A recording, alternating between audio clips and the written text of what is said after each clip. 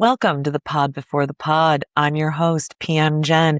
And this week I want to talk to you a little bit about this really fun interaction my newsletter got for me. See, in my newsletter, I put out a plea to, well, anybody really who's involved in rental real estate, particularly housing.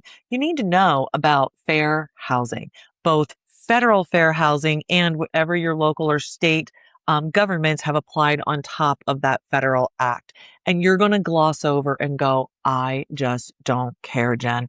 And I know you don't. And I know that preaching to you guys, the supply side of the equation, the housing providers, often does result in rolled eyes and people asking for exceptions and loopholes. So I really do spend a lot more time these days educating the supply side, the tenants, the people in these houses about their rights. I am so passionate about federal fair housing. And in this plea I put together where I want people to take a course, any course, and suggested the one me and my employees take when they're first hired. I put this out and I talked about how it's just better business sense to comply with fair housing. Like, unlike many federal acts and rules, I believe this one is about doing better business, right? And my assertion in that in the newsletter and on LinkedIn brought about some replies. And I had this gentleman, he's new to the property management industry, but he's a fractional CTO or chief technology officer. So he's working with property management companies and says, I get your newsletter. And I was like, oh my gosh, real people get and read this. This is so cool. But he responded saying he's going to take the course. He's going to suggest it to other property managers he's working with, but then challenged me on, why do you say that it's better business? And I came back to him and I said, I actually say it's better business because I have the studies to back it up. So not only have I been doing this for 22 years and have a real feel for what accurately predicts a good tenancy or a creditworthy tenancy, a positive tenancy.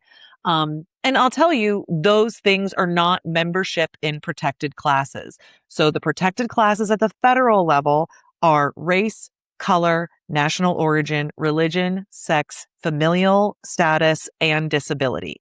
And none of those classes or memberships in them accurately predict whether somebody will comply with your lease, be financially responsible in the arrangement, and or be a delight to work with. Nothing accurately predicts that in the federal act.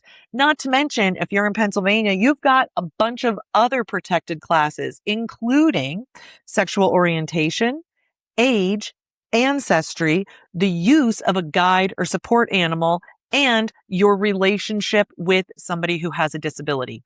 All of those people now fall under protected classes who are protected. So what we're looking for in a compliant tenancy isn't accurately predicted by membership in protected classes. But because we're humans, it's very tempting to take these easily accessible pieces of information and use it to categorize and assess risk. But we're fighting against our base instincts here so we can do better business. And of course, my assertion is that we use credit score, rent to income ratios, and rental history, as well as criminal history in making these decisions. And the data I have to back this up is a study I did with the Small Business Development Center at Bucknell University a couple of years ago. I said, hey, I have all these tenancies. And we actually studied about 300 tenancies from move in to move out. So we knew everything about this tenancy, and they were tenants that were approved by us under our application criteria. So we looked at these 300 tenancies and looked at all the things we knew about them before they moved in and what results we had at the end. And I'll tell you, one data point became an accurate predictor for how these tenancies actually turned out, and that was credit score. And this study was really useful for us tightening our processes to make our portfolio perform better. It's probably not applicable for you to just take whatever results of this study are and apply them to your portfolio. Because again, this data has a bias. I used to weight landlord history and rent to income ratio more heavily than credit score. I certainly weighted credit score, but not as highly as the others. I was brought up in this business to believe the other two were more accurate predictors of the tenancy. And we would use credit, but to a lesser degree. Now that we've made changes on our portfolio and how we approve, Holy cow, we have driven almost entirely out what I would call the really bad tenancy scenarios. Yes, we get some unpaid rent here or there. Our delinquency is actually quite small. But when it's all said and done, our clients are made whole almost all of the time. It is really quite the rare occasion that after damages and whatnot, they don't get what they're owed. That is why I think fair housing and complying with it is a better business strategy. You should be getting my newsletter to get all these fun little tips and tricks. Today's podcast is with Justin Anderson. And guess what? The one in 2 weeks is going to be with Justin too. I think this is our first ever two-parter. Justin wrote the book, Funny Money, Building Wealth in a System Rigged to Keep You Broke. Two really cool parts of this book. He tells his personal story of investing, which is what we're going to cover in today's episode. This guy in 10 years went from being a laborer, building houses with his father's business, to owning 800 housing units in 10 years. And when he had those 800 housing units, life wasn't easier or better. And he tells the story of how he realized that, how he scaled back but made more money. And of course, now what he's doing, talking to investors about life cycles of properties, writing books like this, going to Harvard to get an MBA, and running his company Rent Smart. I knew him through NARPM just a little bit, but I actually heard him on my friend Pablo Gonzalez's podcast several months ago. That one's called Property Management Frame Breakers. And when I heard Justin talk about specifically the things we're going to talk about in the next podcast, the life cycles of property, neighborhoods, market, and then this value versus price discussion where he uses gold as a translator to look at the difference between price and value of real estate. Listen, the TLDR on that is real estate's on sale right now, and we're in the place to be buying it. And I don't make commissions on sales, so you can believe me when I tell you that this is what I'm doing with my personal money as well. Okay, get ready for a new episode of Hold It with PM Jen. Razzle dazzle, we're the best. No, the courts aren't on your side, but they're not on the tenant side either. Jen, like, you are independently wealthy when you are naked. I am over treating property management the same as real estate sales. I guess I'll lead the witness. I think it's freaking scammy. Welcome to Hold It with PM Jen, the show for real estate investors who buy and hold forever and ever. Amen. Welcome to Hold It with PM Jen, the show for investors who buy and hold forever and ever. Today, we have Justin Anderson. He wrote Funny Money, but he's done so much more. So he's here to talk to us today about his story as an investor. But guys, it's not your average story. He is the founder and CEO of RentSmart.com. He's a licensed real estate broker in Georgia, Florida, and South Carolina. Get ready for this street cred. This guy has an MBA from Harvard University, and we don't get too many Harvard MBAs here on Hold It with PM Jen, but we got one here today. And in his 25-year career, he has bought, sold, and managed over 2,000 units. His story is a really incredible story of a regular guy who found real estate and did really well with it, and then got really super smart with it. And I think that's a journey a lot of experienced investors can align with. So today we're going to talk about his very human story, detailed in Funny Money, his book. But then we're going to next podcast also be talking to him about some of the, I'm telling you, career-changing, life-changing, business-changing concepts and ideas that he brought up in this book. Not this week. This week we get to know Justin the man. Justin, I'm so glad you're here. Welcome. Thank you for having me, Jen. Well, and when did you write Funny Money, Building Wealth in a System Rigged to Keep You Broke? When did you write this book? So that's been a book that's been rattling around in my head for probably a dozen years. It was last summer of 2025 that I got really serious about it. And what caused that was I was one of the keynote speakers at Broker Owner in Colorado Springs last year. And after that, I had people coming up, for months, coming up, after April, May, June, when they would see me at events and say, Justin, I love your ideas and they're so compelling. And I went back and tried to tell them to my clients and they just weren't landing. Can I get your slide deck? What can you give me to help me convey these ideas and tell people why they need to get off the sidelines and go buy real estate? Yeah. And so I set about using that as a tool before I did my talk at Nationals at NARPM last October to have that book done. So I got very serious about it in June and started writing very aggressively. It drove my family crazy because every free moment I was sitting at my computer working on this book for months at a time. I published it in September, and the official formal launch was at Nationals last year. That's an incredible story. And you're right. To your family, it probably did feel delusional. They're like, yeah, dad, husband, you've done well, I guess. You're telling me people are just clamoring to hear more from you, but let this be proof to your family. I am one of the clamorers. And I asked you when you wrote it because I wanted to know how long. Now I realize I could have just looked on the front page or two. But I wanted to know how long it's been since until this came on my radar, and I'm happy to know it came on pretty quickly. Well, in this story, you tell your investor journey, and real briefly, take me back before you owned a single investment door anyway. How did real estate get on your radar? What lit the spark? You know, it's kind of crazy that and I'll share some things that may not be in the book in order to make the storyline arc work. I clean some things up and that sort of thing. So today, if you're okay with that, I may give you some behind the scenes extra details that may not even be completely in the Yes. book. We're going to call this an So exclusive. In the biz, this is it exclusive, which means it's worth even more. So get your credit cards out, folks. You're getting exclusive. my dad was a custom home builder, and I had come out to go to work with him. This was in 1997. I was in Southern California. It's where I grew up. I did my undergrad at the University of Georgia. And while I was there, my parents moved to Augusta, Georgia, and my dad was a custom home builder. I had moved away to go experience a smaller college town, those sorts of things. So when my parents moved to Georgia, I was like, later, I'm going back to California. After a couple of Was it years of about the being small out town there, or was it about getting away from them? I'm gonna take the fifth on that. I think we all get to do that for stuff in the 1900s. You're fine. Right. No, it wasn't so much about either, actually. I mean, I love the small town.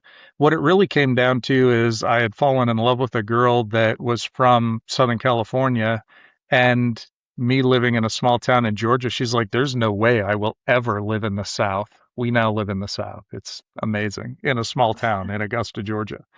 But so I chased her Awesome. back to California is the truth of it.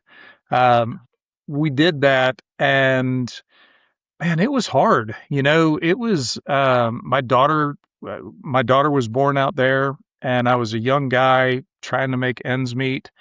Um, I took a kind of a meandering path trying to figure out where to head, and wound up one day. My wife had been working for her parents, and my daughter was effectively being raised by my mother-in-law, and my wife had had enough of that. And she said, you need to call your dad, see if we can move back to Georgia, and you start building houses so I can stay home and raise our kids.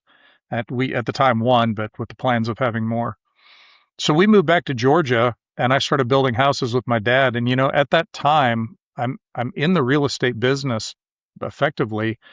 It never occurred to me, Jen, that when I drove down the street that somebody owned all that real estate I was driving past. That idea never one time entered my mind. It Right. was, I went to work, I strapped on a tool belt, and I was framing houses. It wasn't until somewhere during that first year or two of working for my dad that one of the guys on the crew happened to have a copy of Rich Dad Poor Dad, and we were always dreaming and talking about big crazy things. And he handed me the book and said, you should read this. I think you might like this. He, by the way, never did anything with that book. But when I read that book, it was game changing. And I still say it's the most important book I've ever read in my whole life. So, I mean, if there's any of your listeners that haven't read Rich Dad, Poor Dad, they should push pause right now, go buy it, and then come back so they don't make one more excuse about why they haven't read it yet. It's that important. And I will say I'll make this, sure it's the links. the I'll make sure the links to both Funny Money and Rich Dad Poor Dad are in the description of where you're listening to this now.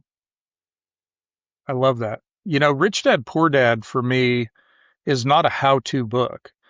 It is No. a why you should invest in real estate book. And so when I wrote Funny Money, the objective wasn't to write a why book. It was to write a when and where type of book. It wasn't even necessarily a how-to either. There's dozens and dozens of how-to manuals. What this is it's carrying on from the Rich Dad why you should invest in real estate to specifically when you should be taking action, when the ideal times, and what types of assets you should be pursuing and why. That's awesome. And so you got this book, it lights the fire. And the thing that I loved was the anecdote about the game nights you used to go to. Will you just real quick tell the listeners about that? And I'll hold up the game you all played so you can see it. And there'll be a link to that in the description too. If only it were game night, it would have made it a little bit easier. It was game morning. And that came about because after I read that book, I did this, I did the most logical thing any 25-year-old would do is I went to my dad and I told him I was quitting my job to go invest in real estate. And, you know, the people that are closest to us, Jen, it is, it's not that they are trying to beat us down. It's that they're trying to protect us. And when they're telling us the things that they're trying to give us these cautionary tales, they're rarely telling us what we can't do. What they're telling us is what they can't do. And that becomes the hardest thing. And so, you know, when I went to my dad and told him I was quitting and I was going to go start my own business, I didn't even tell him what I was doing because I was afraid of hearing all of the reasons why it wasn't going to work. I already knew that I was going to hear that from him, so I avoided that conversation altogether. And instead I started looking for other like influences in my life. And I had always had a mentor, you know, in some capacity, some type of person that was further down the road than me that I looked up to. I didn't know where to find that person for investing. So I jumped on Rich Dad's website, hunting for information, and that's where I found back then they had these like I guess sort of chat rooms, but it wasn't instantaneous. Somebody would type something into this chat room and it would be weeks before somebody responded. I found a person named Kim that said, "Hey, there's a couple of us that get together and play Cashflow early on Saturday mornings." Well, I responded to Kim and said, "I really want to play. I'm in. I mean, how do I get in touch with you?" And weeks went by that there's no response, no response, no response, because it wasn't like that back then. And finally Kim responded and said, "Oh, hey, Justin, yeah, I mean, let's see if we can connect and see about inviting you to the next circle." And somehow we exchanged contact information. It might have been that we didn't post our phone numbers online, but it might have been emails or something. The point is that we ended up being able to sync up on a phone call to make sure that one or the other of us wasn't a serial killer, or that this wasn't some kind of scam or whatever it was. So I've exchanged phone numbers with Kim. I know that they meet at 6 a.m. on Saturday mornings to play the game. And now I'm thinking to myself, how am I going to convince my wife that I'm going to Kim's house to play a game at 6 At a.m. 6 on a a.m. on Saturday? Saturday. Well, it would So, probably involve baked goods in my house. Like, you better be back at 8 with fresh croissants and hot yeah, coffee. right. But also, I'm going to some woman's house. What are you talking about? I can't care less. I can't So, keep track of all the places that guy goes. No, I turns hear out you, but Kim like, was a dude. and you wrote in the book that you were trepidatious when you got there, but like pretty quickly realized that they were just like people, investors, aspiring investors, Yeah. experienced investors just playing the game, right? Yeah, and so I connected with these guys. Kim turned out to be a dude, like I said, and it was Kim and two or three other folks that we got together and we started playing that game Cash Flow every Saturday morning, for the next, gosh, probably 14, 16 months, we met every Saturday morning and played that game for 2, 3 hours. And then these guys all went out and were hustling, doing their investment business. Most of them had full-time jobs. One guy was a real estate broker, and he was doing that full-time. But all the rest of them, Saturday was their day to go make their investment business happen. So I started to mirror that and follow their lead, and spent Saturdays out driving for dollars, looking for deals, and trying to find my first acquisition. You know what's better than building generational wealth? Not a damn thing.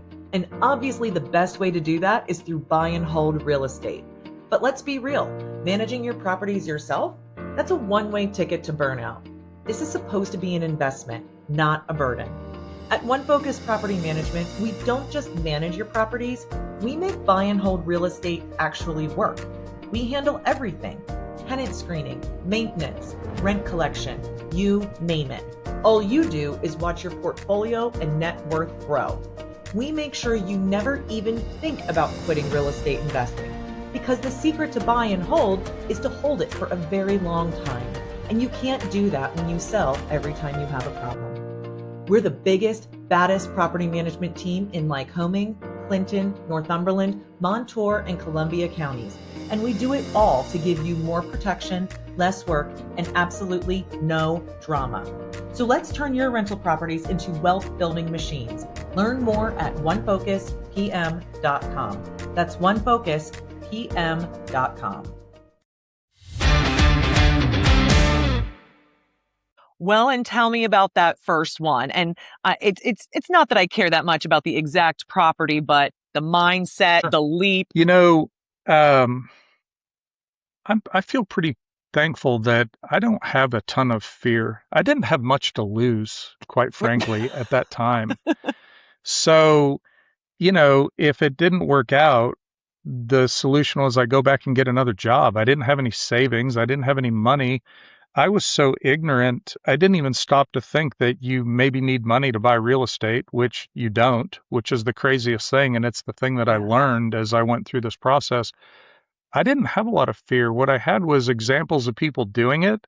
And I Mhm. believed that if they could do it, I could do that. And so I went out and just started looking for houses. And the fear didn't set in until I was actually sitting in the front yard driveway of that first house I bought.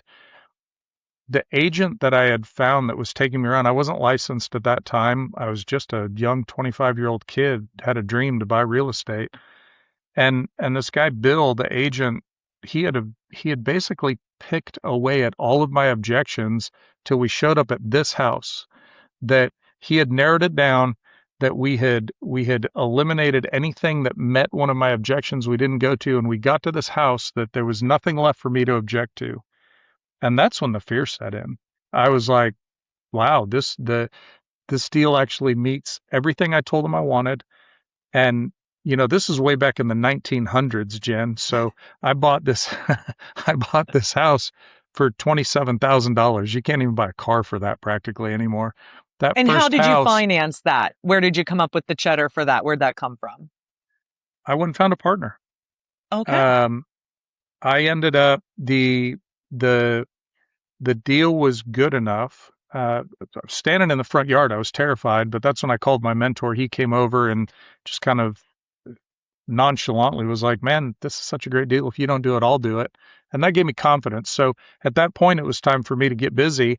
And he advised me to start calling everybody I knew to seek out the money because I didn't have any. So to seek out the money to put that first deal together. So I found a partner that was willing to put up the $27,000. I had the skills to fix the house. I had been building houses with my dad. So I used a Home Depot credit card and I put up the money to fix it. And I did 100% of the work fixing that house. We got it finished, got it occupied, and then we refinanced it. Today they call that I think it's this fancy acronym. They call it the Burr method or something like that. But Oh, I love back how you then, think that's there fancy. was It's just no. B-R-R-R-R-R-R-R. Uh, you know, um, So it's the classic other people's money, right? You had some experience, you Yep. put in the hard work, you got somebody else's money to do that first one. And in the book, you said that deal had a $25 per month cash flow and that you were a little reticent about Yeah. that, but your mentor really appreciated that. And I loved that tiny little anecdote because it resonates so much with me, with clients that I'm working with who um, feel like they're being prudent investors when they say things like, if it doesn't cash flow, I don't buy it. And it's like, okay, listen, like that's fine if you're buying cash or you're not truly using leverage, right? Like cash flow isn't for young people. Cash flow is for old people. Debt is for young people. And I'm constantly trying to get people to take their focus off of cash flow and understand it more as a whole asset. How much, like, clearly you took your mentor's advice. You were like, okay, they said this is good, da da da da da. And by the way, that phrase, if you don't buy this, I will, that's been used on me. I've used it on others. It's probably one of the best ways to get somebody to sign on the dotted line. You know, you have to watch who you Yeah. hear that from and who you trust. But wow, I was once sold, it was a different kind of service. It was like a headhunting service. And they said it about the person Okay. they put in front of me that if I don't hire them, they will. Didn't end up actually working out for me, that particular one. Anyway, what did you think about the $25 a month cash flow? Like, put yourself back there at 25 years old. Like, how were you thinking about this? Because you clearly weren't quitting your job at this point. Well, I had already quit. I didn't have any money. I didn't have a job. I was out at that time. My entire strategy when I'd quit was for the probably 4 months leading up to me actually quitting my job, I would go home from work after working a brutal day of building houses. Because again, I Right. wasn't that rich kid that his dad drove around in khakis in his expensive pickup truck. No, we wore tool belts, and my dad, even though he was successful, he was on site with us every day. We were a small custom home builder, so I was swinging a hammer. Well, at the end of that day,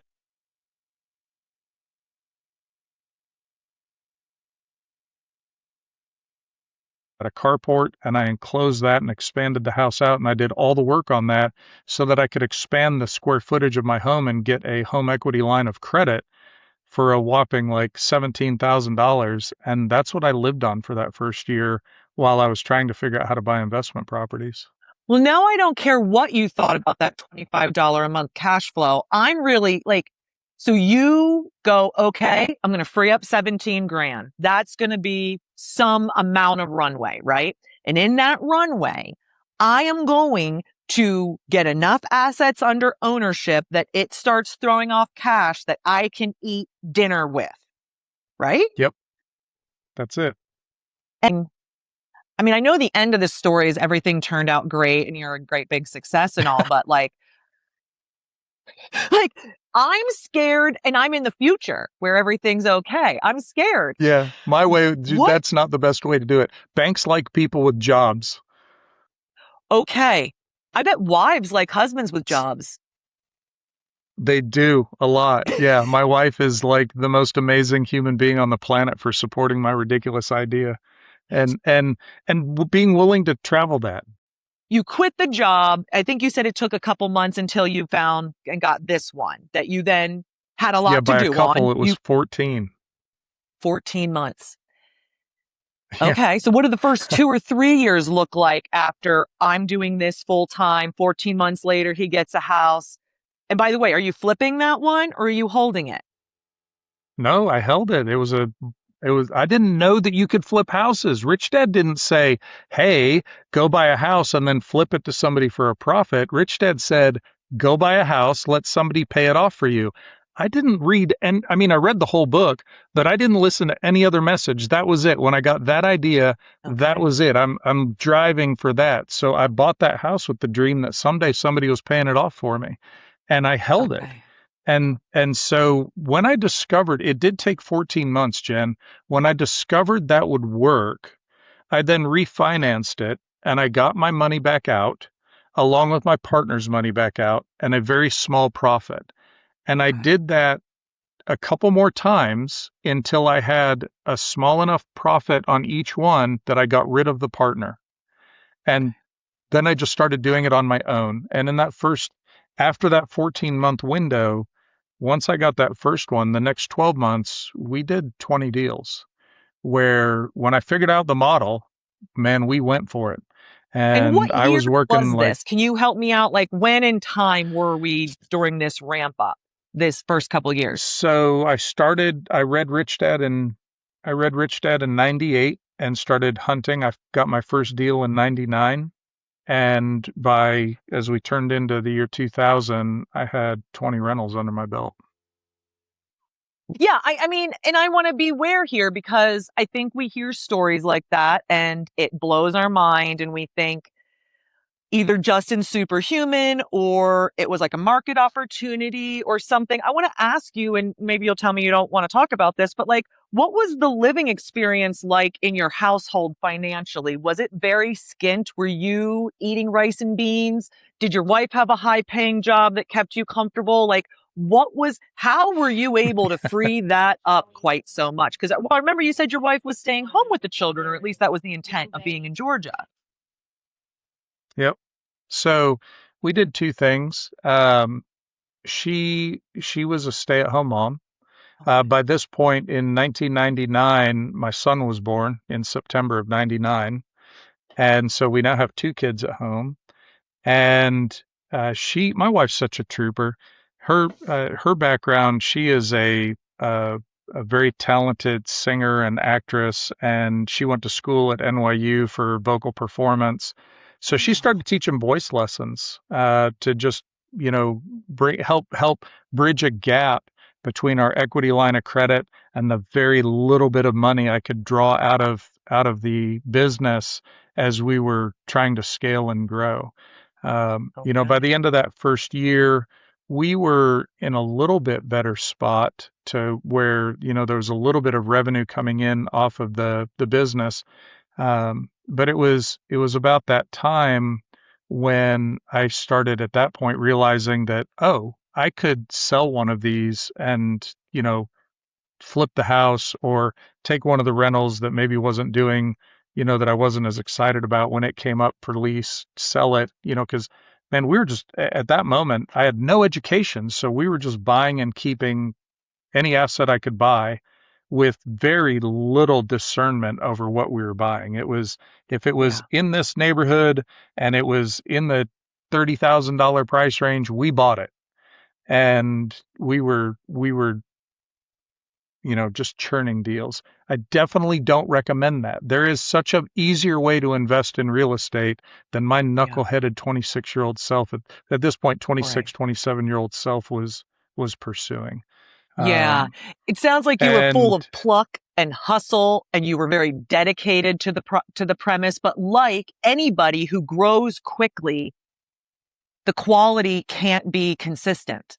If you're going to yeah, choose a moment in time and go, I'm acquiring in one geo and you're going to acquire so much, you're going to get stuff of all different kinds of levels there. And you see that as people mature, they get out of those initial assets that were crimes yeah. of opportunity, maybe is a good way to put them. At the same time, we all got to start somewhere, right? So, that just happened to be the asset class that I started in. If Mhm. we wait until we have all the money saved up and, we're putting a 30% down payment on a nice home that we'd want to live in the golf course community, Yeah. well, you're going to be waiting a long, long time. I didn't want to wait that long because Sure. time is the Well, big thing, right? I mean, Well, we and want to the time. perspective you have, you're absolutely right, Justin. Young guy, no money, no experience, right? You are going to play in the entry level product. But I call them Henrys, high earners, not rich yet. Think healthcare, entrepreneurial, right? Like they have a tax problem. They make the kind of money that you go, you're rich, but they don't have assets and wealth kind of built up. And real Yeah. estate's really great for them. And they do buy at retail. You touched on something that is a sort of a critical philosophy and teaching point for me, which is we all have the same three resources. We just have them in different quantities, right? And those resources are time, money, and knowledge. And when we're getting started in this game, ideally what we have is the most amount of time. For me, I had no money and no knowledge. But I had a mentor share with me very early in my career. He said, Justin, when a man with money meets a man with knowledge, the man with the knowledge usually leaves with the money. So if you're going to invest your time anywhere, do not invest your time chasing money. Invest your time chasing knowledge. Mm. And that was the value in those 20 deals for me, is the knowledge that I gained prepared me for what was coming in the next phase of my career as I moved into the multifamily sector. Well, and let's move to that because you kind of talk about that. You had that original kind of ignorant period. I say ignorant, not that you were ignorant, but you didn't know all the things you know now. Then you clearly chased and got some knowledge because you ended up with 800 doors. Uh, Talk I about that did. ramp up and how that got to that point because that's a very impressive statistic. It certainly gets you a lot of attention around town, I bet. Or did. Sometimes the attention you don't want. So be careful Heard. what you ask for. I approached the multifamily sector sort of the same way I did single family. My knowledge was all like earned on the streets. I didn't go. I didn't have the money back then. What they did was they did these boot camps where a traveling speaker would come through town. Yeah, again, this is back far enough that it was before Bigger Pockets existed. It was before the big one. Before that was the Fortune Builder guys, Than Merrill, the football player that started up the big conferences that they were teaching all Yeah. over the country, the boot camps. Before those guys, there was this. It was Ron LeGrand. And Ron LeGrand had, a handful of like mentees that they would go Wait, out, and is he these the guy guys that were would in go different from my disciplines. 1 bedroom apartment? Is that what he would say on Yeah, infomercials? yes. Yeah, something like that. Yes. He would talk about, I made And millions from so, my 1 bedroom apartment. yeah, that's the guy. So, I didn't have the money to spend on their, $3,000 or $4,000 weekend boot camp. So I just learned it in the streets until I got a couple dollars saved up to be able to go to some education that way. So when I decided it was time to buy my first apartment complex, I had played Cashflow one morning, and I was hanging out with my mentors and the people that I was sort of following their lead. And one of the things I've never really particularly lacked was confidence combined with a lack of fear. And so I pulled a big deal card that said, "You found a big deal. It is a 100-unit apartment complex. It's, I don't know, $2 million. You need $200,000 down, and you're going to finance the rest." And it throws off, I don't know, a $11,000 cash flow. And I'm like, I'm going to find that deal. That's the deal I need to go find. So I've got these houses now. I'm going big, man. I'm gonna get this thing. So I'm driving around one Saturday after the we had played cash flow, and I'm in my farm neighborhood, driving down the street I've driven down 1,000 times before. And as I stopped at the stoplight and looked over to my right, and there was a single story garden apartment complex. And it looked, I didn't know how many units it was, but it was, big enough that it might have met that criteria.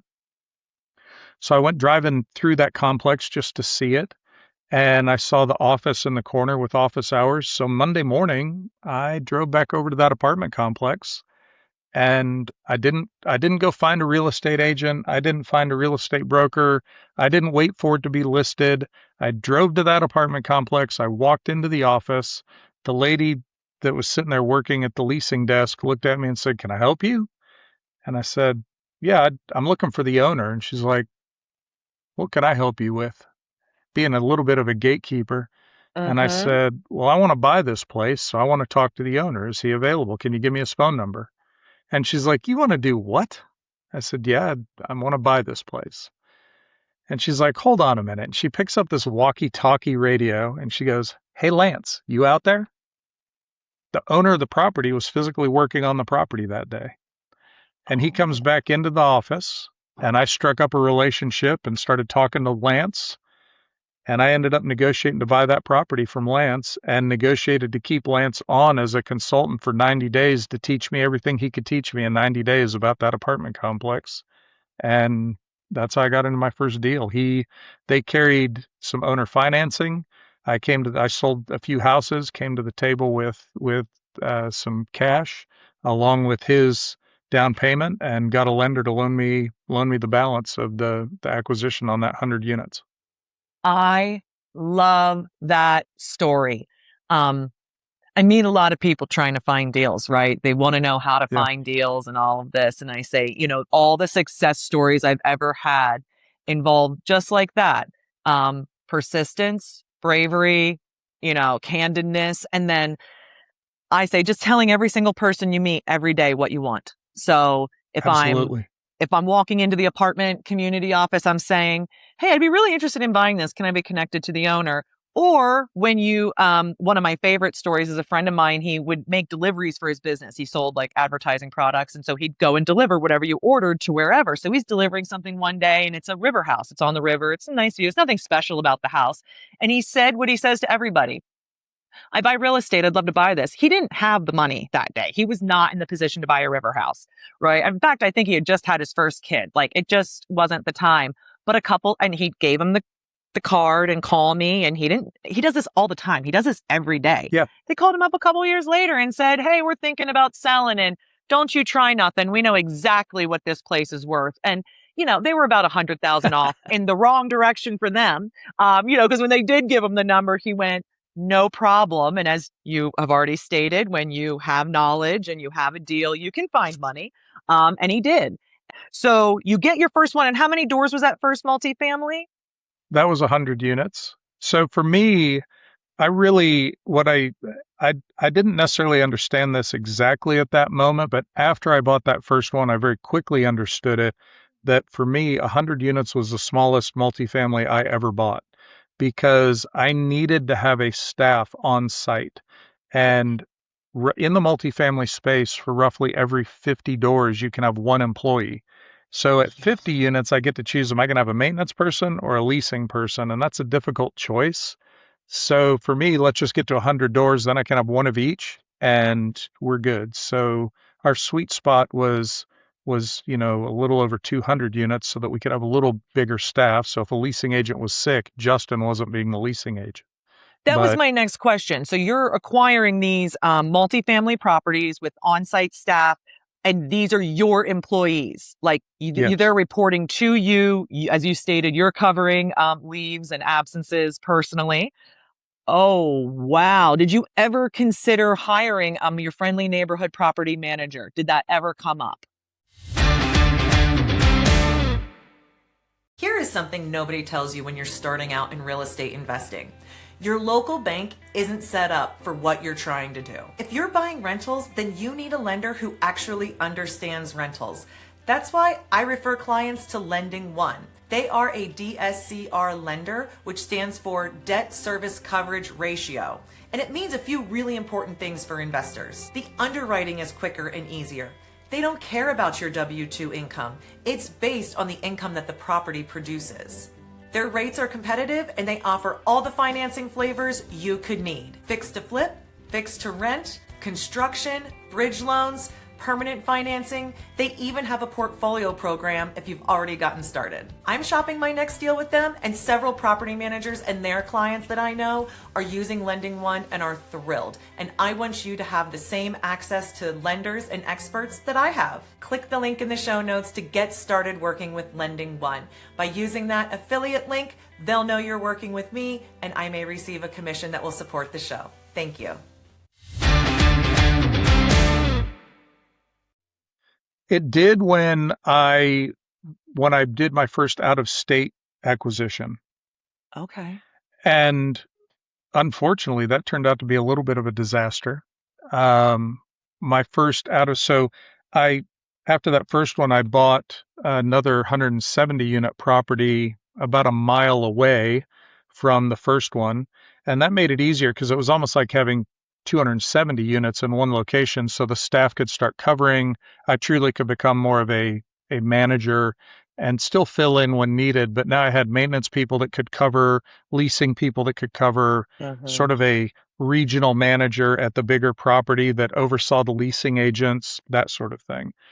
Yeah. When I went out of state and started evaluating what markets, and we could talk maybe in the next session about why I started making these decisions, understanding the markets. At this point, Mm-hmm. I've now gained considerable education and knowledge. It's now 2005. I've been in the game now for 6, 7 years. And again, I certainly don't know everything. I'm still a sophomore, but I have enough knowledge to start to make some decisions. And as we entered that other market, my logic told me, well, let's just hire property management. You know, I'd always self-managed till we went to Oklahoma and I took on this property. And when I took on this property, thinking it's out of state, let's hire professional management. We went through two different management companies that did a very, very poor job. Okay. I had my site manager at that place called me up and let me know that the owner of the property management firm, she was going to quit because of some ethical issues and concerns at other properties. It had not occurred at mine, but she was concerned. And I told her, Trish, before you do anything, if you'll just give me 24 hours before you don't talk to the owner, David at the property management firm, give me 24 hours and let me call you back. And in that 24 hours, I booked a flight, flew to Oklahoma City, and called her when I landed on the ground and said, "Can you meet me for a cup of coffee? Let's talk." Trish was really good. I hired Trish to work for Okay. me, and I took over management again. And when I did that, that it sort of accelerated my growth. Trish became my regional manager in Oklahoma City and allowed us to scale to about 500 units in Oklahoma City, where she managed similar model to what I had in Augusta. She managed the multiple sites with multiple property managers, that sort of thing. The thing is, when you find somebody that's talented, that has skills, and Trish was way more knowledgeable about multifamily than I was. She'd been in the business for 25 years. I was a 6-year-old kid at that time. Yeah. So, well, maybe 7 years old by that point. Either way, Trish was still very much my senior in experience. I learned. I'd have never stopped pursuing knowledge. Now, Trish will tell you, she would have told you that I was her mentor, but the reality is Trish was my mentor. She taught me so much about this business and processes and Yeah. being able to learn from somebody with talent and then retain them and make sure that they have the resources they need and the ability to make decisions and they're supported, but also that you're managing that you're not blind, you're not abdicating responsibility and putting your head in the sand, but you're actively managing the people that are working for you, but trusting that you hired them for a reason with some skill set that we can learn from them and give them some leeway to make a few mistakes. Yeah. That Oklahoma property management journey you just described really exemplifies my frustration with the property management industry.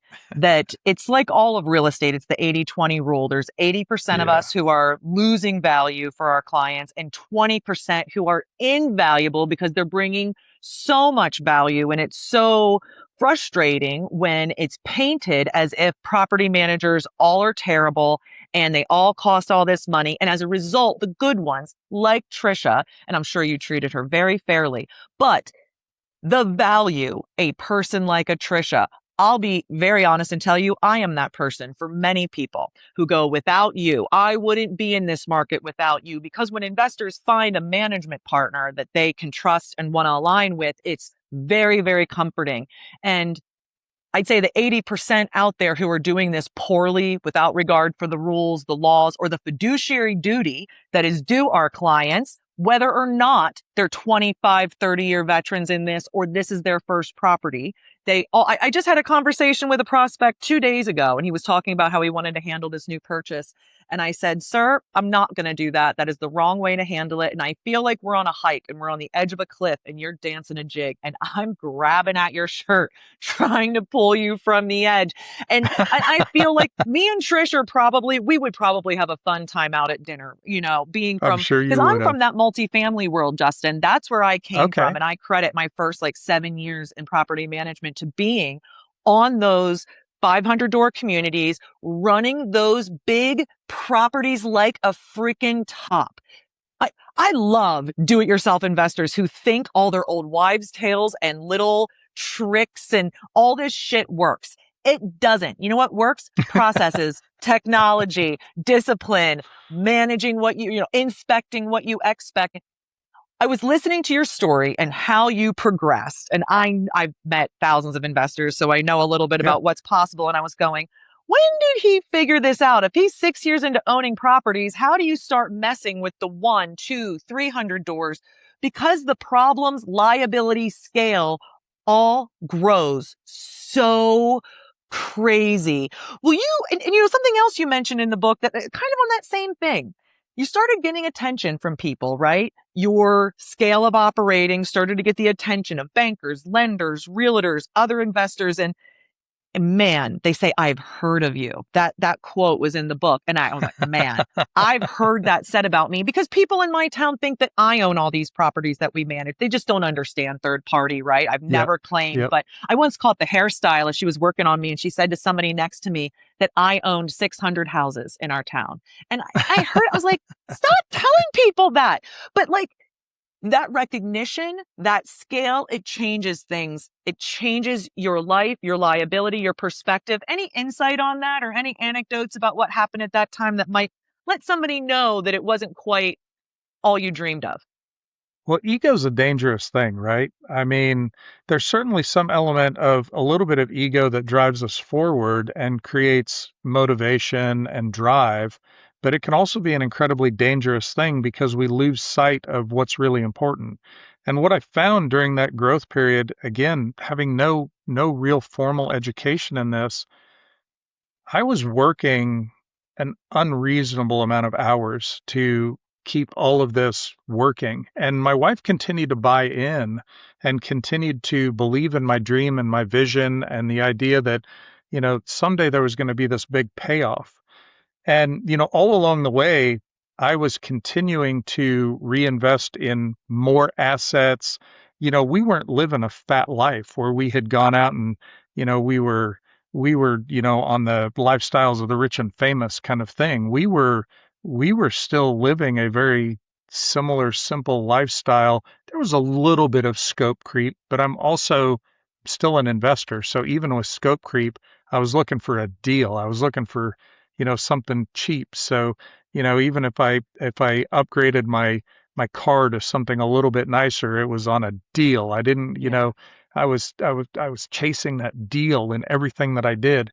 But what I found is two things that really, really limited me. The first is outsourcing or delegating and hiring people was so daunting because I found myself, and not daunting is not the right word. It was exhausting.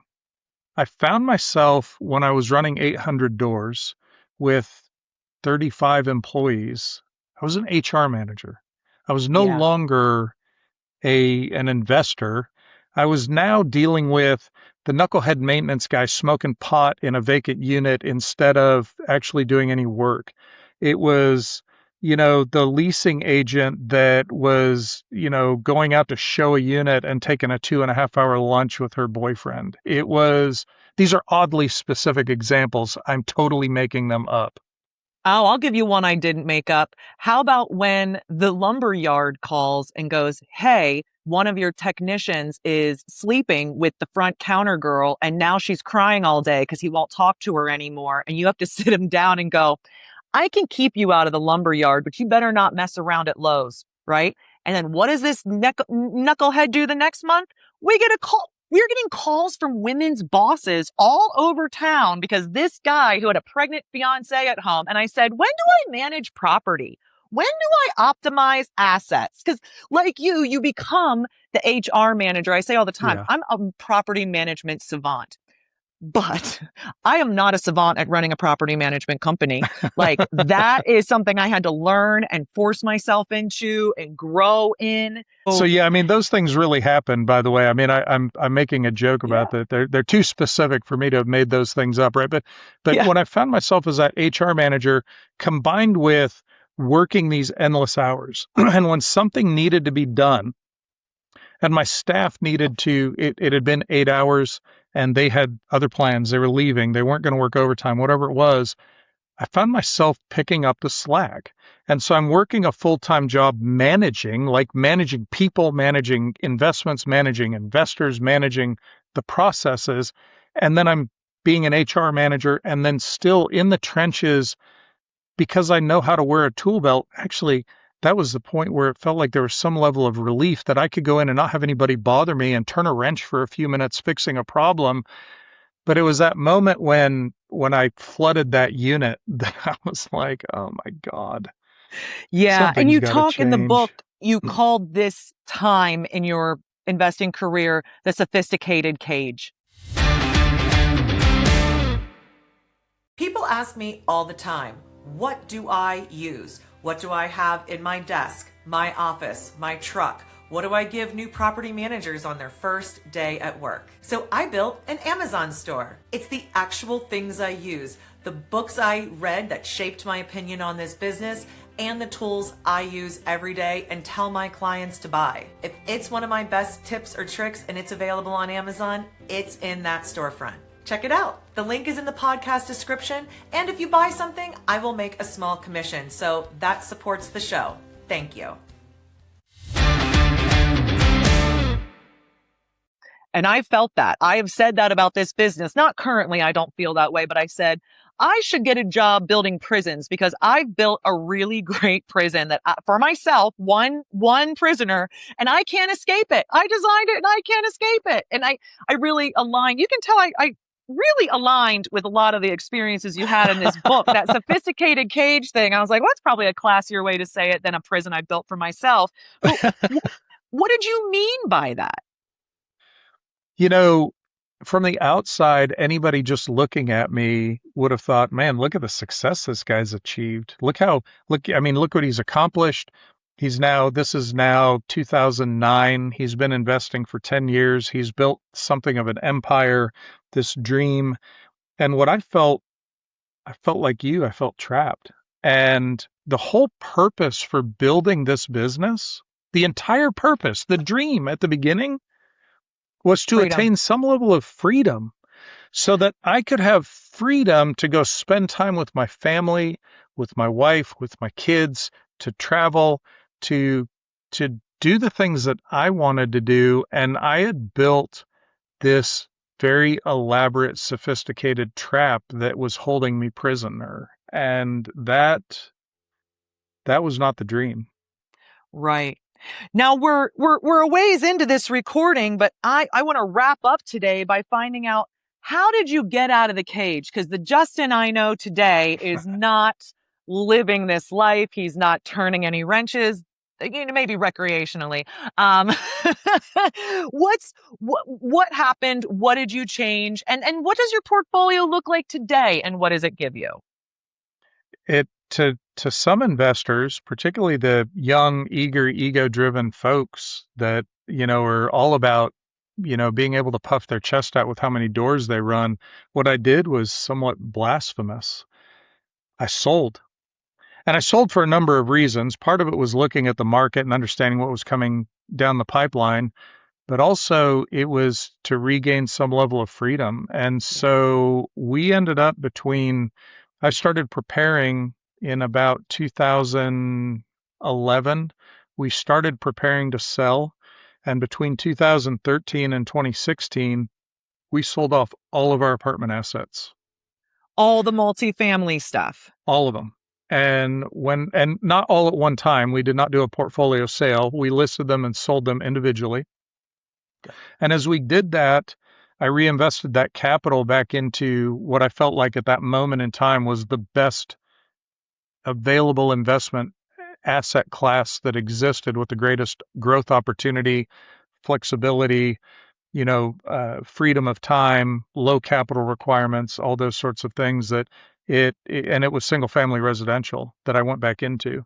And that provided me with freedom. I reduced my portfolio by 90% and went back to a space where I had some level of relative freedom. I had one employee. that I worked with. And that's actually when I started my management firm, was in 2014. As I sold all those assets and went back into houses, I had my broker's license at the time. I just was only managing my own stuff. But we scaled back, and I hired one single employee to assist me. We bought assets that didn't have a lot of capex requirements or maintenance requirements. They were a little bit newer product. And then I went into semi-retirement. My kids were in and finishing up high school, and I did what I had dreamed of doing, which was going and spending time with them. And my family's involved in theater, so I got involved doing shows. We even built a theater at one point during this phase, and um, the dream arrived when I actually reduced my portfolio size and made it less about boasting how many units I had under management and having actual assets that produced revenue. Well, and that makes a lot of sense, Justin, when you talk about, being a 25-year-old young man, young family. So from 25 to say 35, you were in this ramp up, huge growth, very charged, aggressive growth. And Yep. then, you find yourself at that moment and you go, and I can imagine a guy in his late 30s, early 40s, older children, maybe has a different perspective about why Yep. he started this. And yeah, you can make a lot better decisions when you're comfortable and fed. When, hey, I'm deciding between spending my time doing A or B and neither of them's breaking my back or, putting me out too much. That financial freedom, well, it's why I do this. It's the Hold It with PM Jen stuff. This is one of the things real estate's enabled me to do, is follow my passion in whatever way I want. I don't have to do it anything I don't want to do. I call my real estate is my FU money. My real estate is like, try to hurt me. Try to hurt me. I have real estate and I have a business that services buy and hold real estate. So you'll never get me on that. We've You know, gone and had a great conversation today. I want to conclude with one thing. We've Yeah. just told this story about scaling to this big place and then dropping down. That is not the way that I advise the average investor to do this. There is such an easier way to achieve what I've achieved, and it's keep your job that you have a high skill set in and you're earning a decent wage. If you run real estate properly and work through somebody like you, Jen, that can Yep. manage the asset well for them, they don't need to buy 100 or 800 of them. A small handful, 4 or 5, that That's it. handful, and over time, those assets, as they continue to improve performance, they will buy your freedom for you. And they will do it in a fashion that you never have to sacrifice your freedom to attain that. The thing is this, 20 years is coming whether they do anything or not. So the question is, what are you going to do? Are you going to invest now so that 20 years from now you have that freedom? Or are you going to wait 20 years and look back and go, if only I had gotten started back when Jen told me I should have? Yeah. That reminds me, I should write the 10 commandments of like the real person's way to get financial freedom through real estate. And you summed it up there. Like, be smart, right? Keep your job, have a way. Like, investing means you have something to invest. You did it a little unorthodox. You started with other people's money and you made it work, but you said you don't have fear. You were willing to do it and you took that risk and it paid off, but not everybody could. So we're going to keep our job. We're going to keep our lifestyle in check and we're going to run disciplined assets without the goal of 100 or 20 even. I No. think in most markets, 5 houses, like, or even less, like overtime bought game changer. Game changer, not only for you and your retirement, which I think is where most people think about this. Well, listen, thank you for that final thought, which is the way you think people should do it. And I 100% endorse that. My friend Mike Zuber, who has a pretty popular YouTube channel and a little ecosystem, calls it one rental at a time. And it's Yep. not sexy and it's not glamorous, but it's super realistic and it actually works. And so Yep. I would put more credence in that. So we got to know Justin a whole lot here, but I want you to know that we're going to get into the ideas he puts forward in this book in our next episode. So you're just going to wait 2 weeks. And then we're going to talk about the 3 cycles every investor needs to understand. and a conversation about gold and the difference between price and value of real estate, and really get an idea of where we are in the market, what is real estate doing, and why are prices inflating so much. So listen, in the description, you can learn more about Justin. There's a link to rentsmart.com. He has some very cool products. Justin, give us just a little bit here on the products you might have for our listener that would work for them at rentsmart.com. Sure. We are a leasing workflow software, and we are free to our users. Our fee structure is based exclusively off of what a traditional property manager or landlord would call an application fee. We call it a profile fee. We run the entire leasing workflow, and it's free. So that includes we handle the listing syndication to all the major syndicate sites for your properties. We handle the showing coordination, and you can do the self-access showing. So you can buy the digital self-access lock boxes and allow tenants to show units on their own. And we've got all the biometric scanning and security features in place to know who's going in the house when they're there, all those sorts of things. You can also use it just as a scheduling tool if you still want to meet them in person. And then finally, we run the application and do the screening. And our AI validation tools that we built, they're better than what a human can do, because the AI has the ability to look at pay stubs, employment verification, all of that, and determine, is it a legitimate document or was it created fraudulently? Because it can read metadata, things like that, to be able to determine that we have an authentic, validated profile that meets your criteria. So you define how you want it done, and we have the ability to find those tenants and help you do it, and it's free. So go to rentsmart.com. We'd love to help you in any way we can. That is terrific. Thank you for making that. That answers a really big problem for the self-managing investor, which I guess makes sense because you could probably identify with their plight a little bit. All right, Yes. folks. Next episode, also with Justin Anderson. Until then, the link to Funny Money, the Cashflow board game, and Rich Dad Poor Dad's in the description. But until then, we're going to bow our heads. We are going to buy and hold forever and ever. Amen. Until next time.